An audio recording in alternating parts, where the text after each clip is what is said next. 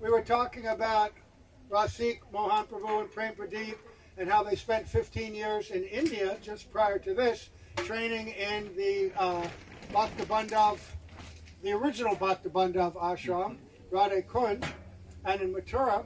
But before that, they were living in Badger, California, which was a kind of a rural collection of devotees. And when Srila Gurudev came in 1996, the place became quite transformed. It was originally a collection of devotees, and they had known each other in the past and had some friendship, but there was no collective vision and purpose and unity beyond a general identification that we're all devotees. But then Srila Gurudev came in 1996, and when he showed up, the devotees all of a sudden became united, not just in identity and shared experience, but with a renewed sense of purpose and direction. Because what many people don't understand around the world, among different Vaishnava communities, as the Gurudev did not come to divide. He came to unite and to uplift all the devotees who were lacking the most essential ingredient in development of our Krishna consciousness, which is what? Sadhu Sangha. Sadhu Sangha. Sarva Shastra Koi, Ladu Matra Sarva Sangha, Sarva Siddhi Hoy. Without that Sadhu Sangha, there is no bhakti. You can read, you can chant, you can do so many things. But without Sadhu Sangha, even the Madhyam, even an advanced devotee, without high-level association, can't make further progress.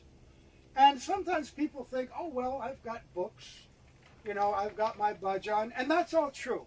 And our acharyas have told us that in the absence of their direct association, we should associate with them through books.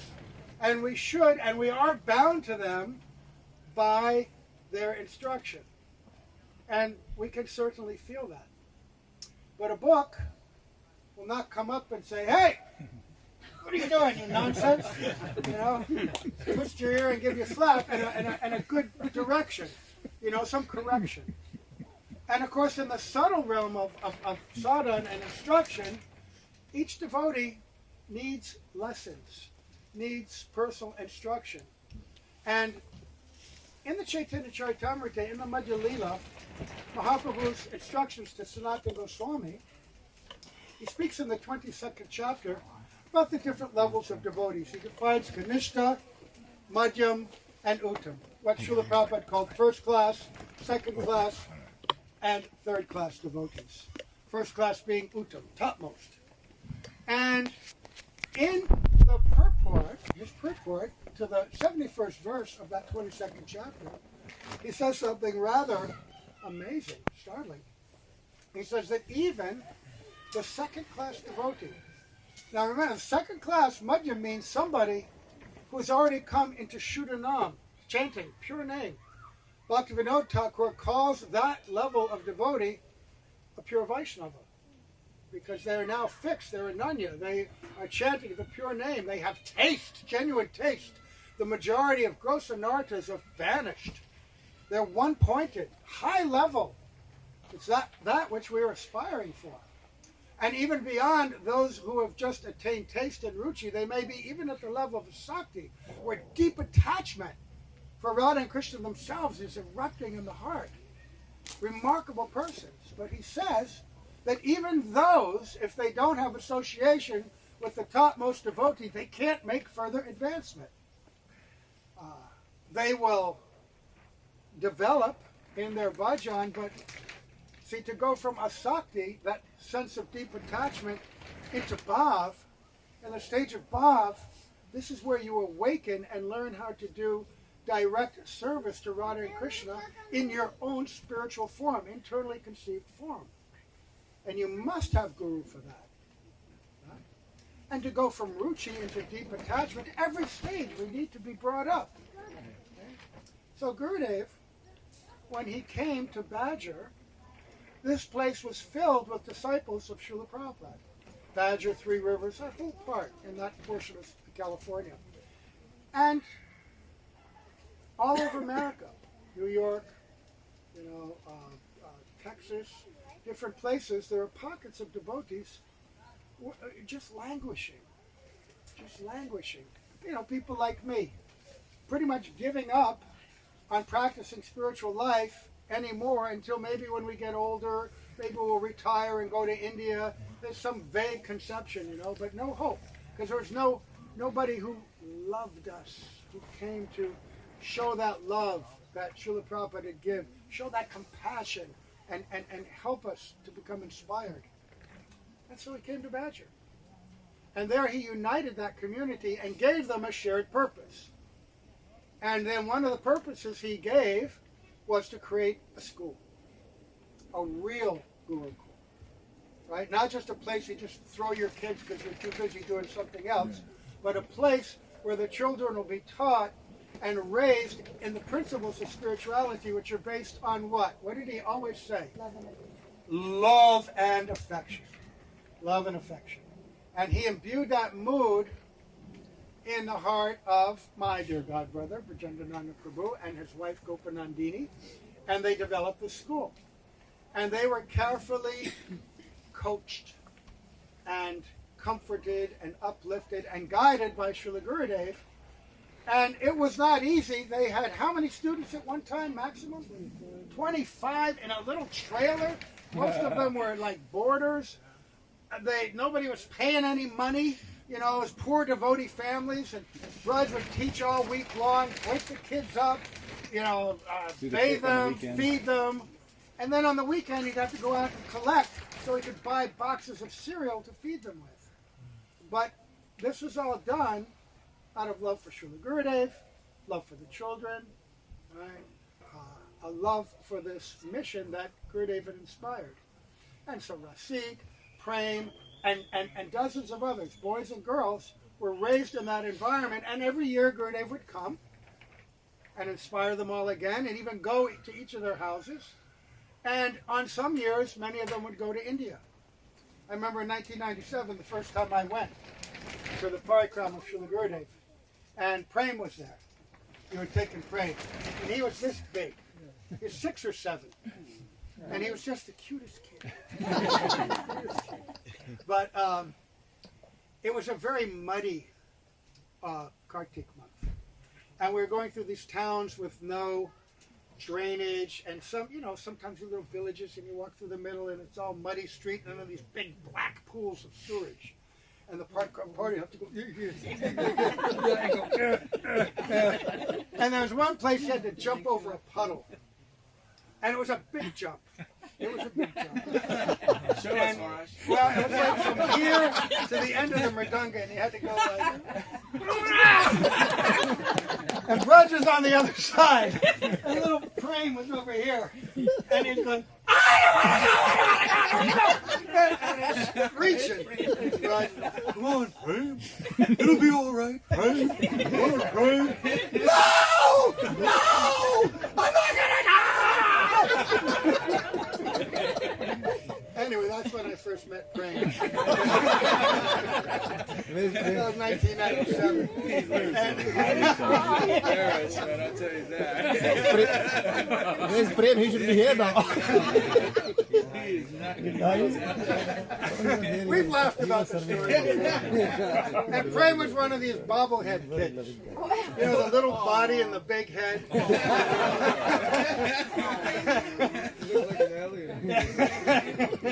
And then we go to Badger, and that's when I saw Rasik and all these incredible kids. Rasik, he comes from a family of 100 sisters and one boy. And he's got 5, right? Let's say there's... They each were at least 20, the power of 20 women. Yeah, so. power of 20. Incredible ladies. Incredible ladies. And there's a whole community of them. All these kids grew up, and they were all raised in the school that Gurudev asked Brajendra Prabhu and his wife Gopanandini to do. And it was just an amazing thing to see every year. And when Gurudev would come, all these kids would be there, and he had so much love for them.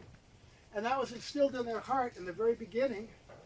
And then after so many years, they went to Vrindavan, and many of the ladies also would stay for the winter, stay for special instruction under Premananda Prabhu, and they've grown up to be remarkable adults. And now they're into their, they're hitting their prime, 28, 30, 35 years old, and they're force, power. I'm sitting here listening to Rasik speak. I'm shrinking. Oh, I'm come on, just Maharaj. thinking, oh my God, why am I even here? I should be washing his clothes or something. Not, taking this position of MC or senior devotee, but there's an etiquette. And that's another thing that Gurudev taught. He taught the beauty of Vaishnava etiquette, not for the sake of establishing oneself as an authority in a position, but to learn the art of love and affection, to learn how to serve and develop natural affection according to the relationship. And that is one of the underpinnings of Vaishnavism also, to learn to serve, to learn to associate with all kinds of persons, both devotees, non-devotees, innocent, and people that are opposed according to their intrinsic mood. Very, very important. So this Braj, get back to Braj, he was so instrumental in the life of these young men, and this Badger community, it was so instrumental, and this feast was put on by members of that community. Shravan, the head cook, he grew up there also. Nitya, he's the president there now. He grew up in that school also. Gadardhar was there. Jai Govinda, part of the community, married to Govinda, Srila Gurudev's favorite actress. One of the 100 sons and daughters of Mahi Bharg. It's a real Vedic village, actually. There was a lot of kids. A lot of parents, a lot of kids. Anyway, so we would like Brajendra to speak. I've known him since 1971. We joined ISKCON and the Brooklyn Temple just a few months apart. And our lives have been interlinked ever since then. And also at that parikram in 1997, the first one I went to, we had all grown up in this Brooklyn Temple. It was a very tight, special kind of community. When I got to that parikram, I looked around and I counted. There were 25 Prabhupada disciples that were from the Brooklyn Temple at that parikram. There were maybe 100 Western devotees there at the time, and 25 of them were from that temple. So we've had a lifelong, very deep and abiding relationship. Very grateful for it. So we're very happy to hear him speak a few words.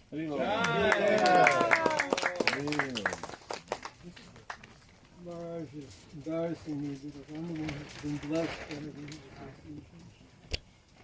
Anyway, Om Jnana Timarandasya Dhananjana Lakara Chakshuran Meditam Yena Tasmai Shri Guru Panchakalpatamidasya Kipasini Devita Titanam Pavanebhyo Vaishnavebhyo Namo Shri Chaitanya Namo Novistam Sapitam Yena Bhutana Swayam Rupa Kadamayam Dadati Sapadantikam Nityananda Namastubhyam Premananda Pradayane Rakanashanasaya Janavi Patayam Namaha Namo Mahavadanyaya Krishna Prema Pradayate Krishnaya Krishna Chaitanya Namane Gaura Tasaya Namaha Hey Krishna Karna Sindhu Dinabandhu Jagapate Gopesha Gopika Kanta Radha Kanta Vijami Radham Madhavinda Mitram Smarami Radham Madhurasvatasyam Vidami Radham Karna Barajam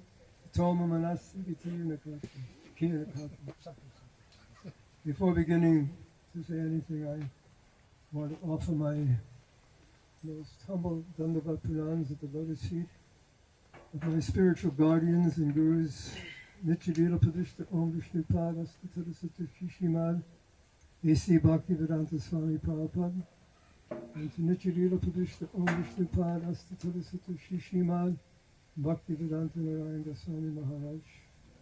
I offer my respects to all our Rupanuga Guru Acharyas and to all the sannyasigan and devotees who are here today. Please accept my Dandavat pranams. First thing that comes to mind, I'm going to be rambling here, but Yogya Vichari Kichanahipai Tomara Kurunasan. If I examine myself, I have no good qualities. Your mercy is the essence, Sara, of my existence.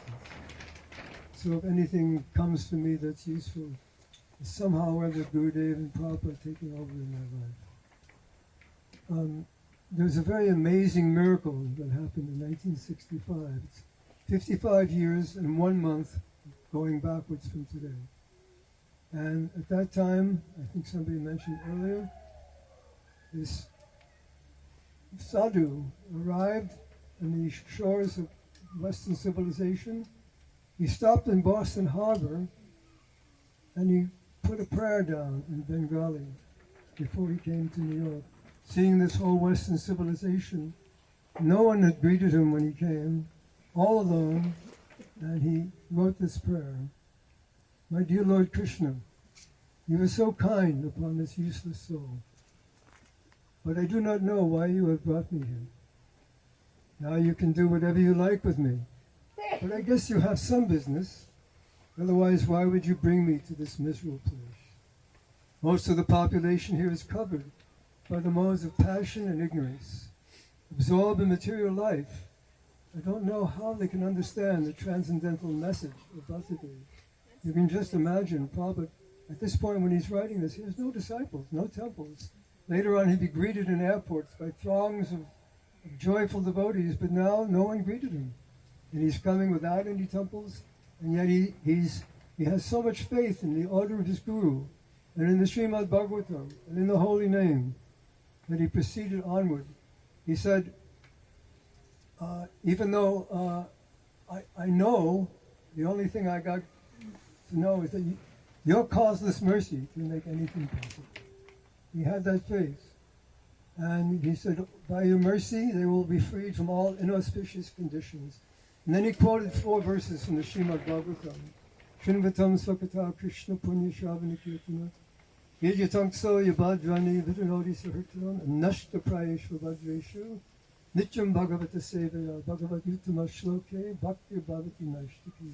That last one, the translation is, by regularly hearing the Bhagavatam and by rendering service to the Bhagavat, the pure devotee, everything inauspicious in the heart is factually destroyed, and loving service to the transcendental Lord is established as an irrevocable fact.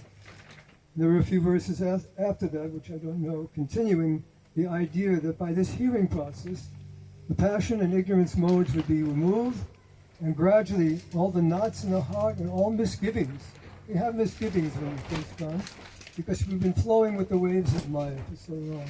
And to suddenly embrace Krishna consciousness, unless you're someone like Siddhanta Maharaj or my sannyasi godbrothers, there's oppositional things in our heart, and they have to go. But no anartha is too big for Harinam and the mercy of Guru. Well, then he continued.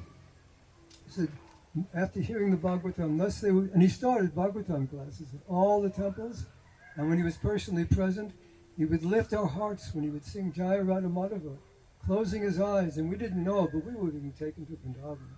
He was singing with so much heart. Every once in a while, he'd open his eyes and look at his flock, then he'd close his eyes again and be lost, and we were all taken on the journey. Anyway, he said, thus they will be freed from all material conditions. And when the Vaishnavas observe this, they become happy. He said, I have no devotion, nor do I have any knowledge. But I have a strong faith in the holy name of Krishna, like Siddhanta Maharaj was mentioning before. So if you like, you can fulfill the real purport of Bhaktivedanta. Make me dance as you like. And he signed it, the most unfortunate, insignificant beggar, A.C. Bhaktivedanta Swami, aboard the ship Jaladuta, Commonwealth Pier, Boston, September 18th, 1965. And this was the beginning of a miracle, really a miracle. Once they asked Prabhupada, do you do any miracles like Jesus Christ? And he pointed to his disciples and said, these are my miracles. We were engaged in meat eating, all kinds of illicit activities, but our only opulence was the connection with the pure devotee. It changed our lives and was enabled us to have the strength to give up these activities, which were so degrading, and take to the path of spiritual life. There's the thing about Prabhupada, there's a statement, he reasons ill who say that Vaishnavas die. Thou art living still in sound. Vaishnavas die to live, and living spread the holy name around. So it's, in this last thing he said, I have a strong faith in the holy name of Krishna. He had so much faith in Hare Krishna mantra that he said at one point in India, even if I have to feed them meat, if I can get them to chant, he had so much faith in what the holy name would do. And with the Srimad Bhagavatam classes every day, gradually, chanting Hare Krishna, we were being purified in so many different ways. And Prabhupada conquered us by his love and affection. One devotee said he used to be so disturbed, his servant, Shukakirti, that everyone presented Prabhupada as this heavy personality. But he said he was the kindest person I ever met, and he served him as a personal servant. And then some years passed, and Prabhupada left. He left our external vision. But like that verse says, he reasons ill who say that Vaishnavas died. Prabhupada is here today. Gurudev is here today. And we went for a period of time without sadhusanga, and Gurudev came, and he established, like Maharaja was saying, a very beautiful mood in New Braj. And he said, someone asked him, what is your mission? And he said, my mission is the same as Mahaprabhu's and Prabhupada's, is to spread love and affection. And the highest manifestation of that love and affection is the giving and receiving of Hari Katha. So two things. When Srila Narayan Raj was in Hawaii, he was approached by our godbrother Chiranjeev, who asked him, Gurudev, there's a verse, Itam nividyamananam ichchatamakato bhayam, yoginam nirditam harinamanukirtanam. Constant chanting of the holy name is the doubtless and fearless way of success for all, whether one is materially attached, one is materially detached, one is aspiring for bhakti, but for everyone, it's the doubtless and fearless way. So Chiranjeev said, so that's it, Gurudev, chanting Hare Krishna, everything. And Gurudev said, no, there's one qualification. And he said, what is that? He said, it must be in sadhusanga. And then Chiranjeev said, but we can't always be with you. And he said, not by proximity, but by heart. So our associating, by reading the books, by associating with devotees who have deeply imbibed the message of Gurudev, the sound vibration is so powerful, and chanting of Hare Krishna is so special. Gurudev was asked, did I mention that he said this Hare Krishna mantra is very powerful? There was a morning walk in Prospect Park in Brooklyn, and Prabhupada was present. And he was recounting to some of the devotees the difficulties he had in establishing the mission for the first year. And who knows, there may be difficulties here for the first year. The weather's going to be cold soon. May or may not be. But he said, and one devotee said, but you were very determined, Prabhupada. And Prabhupada said, no, this Hare Krishna mantra is very powerful. So if someone like Prabhupada can say that, what can we say? This effort to engage in two activities. There's a verse in Shri Guru Charana Kamala Bhajaman. Tana mana jivana guru padi apana sada harinam ritam. I offer my body, my mind, and my very life at the lotus feet of my Gurudev and incessantly chant Shri Harinam. So there's two kinds of association, Prabhupada said. I know my spiritual master is with me. He said this in the concluding words of the Chaitanya Charitamrita. Seeing my activities and guiding me within the heart by his words. Spiritual inspiration comes from within the heart, where the Supreme Personality of Godhead is situated, along with all his eternal associates. So if there's any credit to this work of translation, it is all due to my divine grace. And I questioned Gurudev once. I was pretty mental and I was not imbibing as much as I would have liked. And I went to him, Gurudev, can you tell me what's wrong with me? And He said, that I will tell you in Badger. But it just so happened the next day, we had a small gathering of devotees in Oakland at Madhavi's house. And he said, do you know the song, Gurudev Kripa Bindudiya? He's zoning in on me, and I knew he was answering my question. He said, every day that song must come from the core of your heart. Not like a poet, but every day from the core of your heart that song must come. And he had us explain a few parts of it. He said, Guru and Krishna are so near, and they're so anxious to give mercy. But the problem is we don't want. So daily from the core of your heart. And then he asked, from the third line, what is the meaning of Atmasata? And he said, it means make me yours. On my own, I can't chant. I can't remember. I can't do anything. So you please make me yours. So in all our activities, we want to be connected to our Gurudev through sound vibration, through remembering his instructions, and we want to constantly chant the holy name. This is what we hold above our hearts and head, so we can advance in this process. And there was something else I wanted to say, but it slipped my mind. But basically, it's about giving our life and our heart to our Gurudev. They're still present. And if we act in that consciousness, the reciprocation will be there in time. And gradually we can get out of this horrible material world. I see these children who grew up in the Gurukul. I didn't know who I was with. These are great souls. And they managed to come into my life. I was the one who benefited. And now the torch has been passed to a new generation.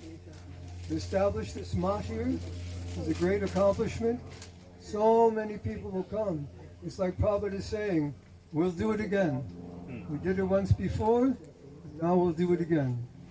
And it's very encouraging to be here. I feel very fortunate to be in the Devotees Association who are here. I personally am a very fallen person, but I do have an opulence. The opulence of association with two sadhus who love me. Not that I should be loved, but they love me. And that's what's kept me going all these years. Prabhupada said, Gurudev said, my mission is love and affection, and the highest expression of that we should remember in our dealings with each other is the giving and receiving of Hari Katha. Not mundane chatter, not anything like that.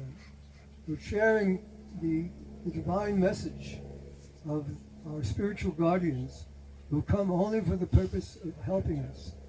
Prabhupada wanted to save the world. He had so much mercy, so much mercy. And Gurudev, same mood. They asked him, why did you come to Badger? And he said, because I heard hearts crying here. Their hearts are very tender, and they're anxious to give mercy. And it's up to us to take it. By chanting Hare Krishna, by hearing Hare Katha, by associating with advanced Vaishnavas, our lives will be imperceivably changed.